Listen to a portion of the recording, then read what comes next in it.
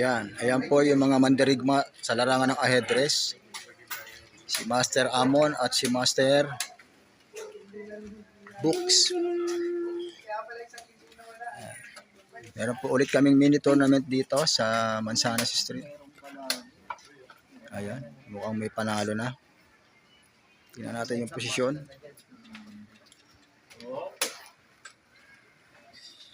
Oo nga, mukhang losing ang block. Yan, si Master Amon ay estudyante ng Pamantasan ng Lungsod ng Pasig, PLP.